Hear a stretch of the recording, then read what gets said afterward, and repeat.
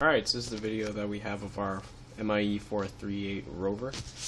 Currently, as you can see right now, it's pointing to light. So the idea behind this entire rover is that there's two modes of operation, one in autonomous and one in manual. Currently it's on autonomous mode, so what it will do is it will perform a routine check until it sees a light source, and then it will stop there. So I'm just going to tilt this over so the light source isn't fully direct at it. As you can see, let me restart actually. I'll push the reset button here. So it'll do its initial scanning, and it'll do its initial check, provided it doesn't see light. Right. So you'll see it'll scan in a few set positions. Currently there's a lot of noise with the servos. But what it'll do is it'll scan and check until it sees that light source over there. Now, in autonomous mode, we currently have written a GUI interface as well. I'm just going to bring that up right here. So currently the sensor values are being monitored. So I'll explain this GUI that we have here a little bit. In autonomous mode, you'll see that these sensor values will be filled. In the manual mode, it won't be that case, because essentially you'll be controlling the direction of the actual rover itself, as well as the solar panel direction. So you'll be able to drive it and direct the solar panel, per se. Currently the setup that we have right here, it's actually 5 infrared LEDs, right? They're emitters and transmitters. But for the purpose of what we want to use it for, we're only using the receivers. And so in autonomous mode, it'll constantly spit out the sensor values that are read off of each of these sensors. And the original idea was to have a infrared source. Currently it's just picking up noise, but ideally we would like to have a infrared source where it will always point to, which simulates, if you were to use a solar panel, the sun.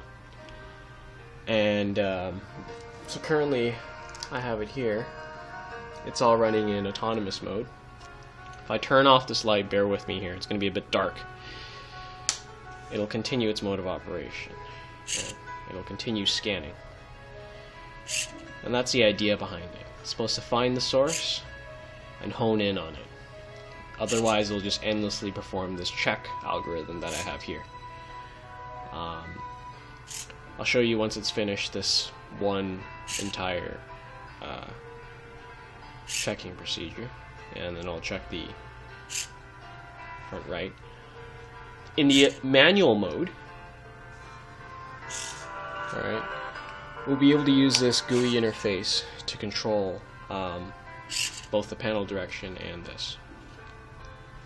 I'm just going to hop right over here, and we're going to change one jumper setting that will allow it to go into manual mode. Okay, and so let me just reset.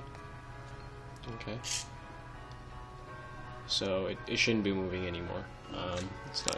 Shouldn't be doing its check, and also you'll see that the sensor values stop updating.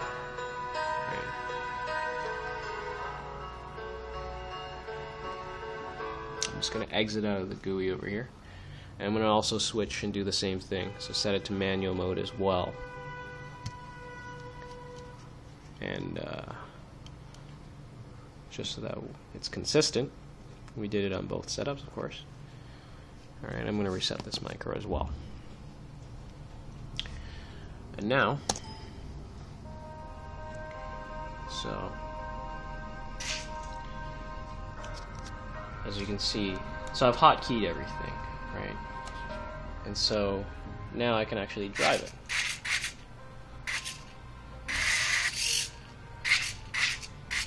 It's a bit jittery right now. You can actually pan and tilt as you so please. So right now I'm controlling using hotkeys the panel direction.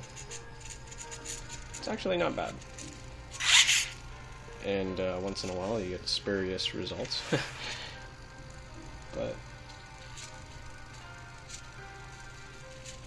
I just want to tilt it up. I'll tilt it all the way up here so we can see. Keep going, keep going. Alright.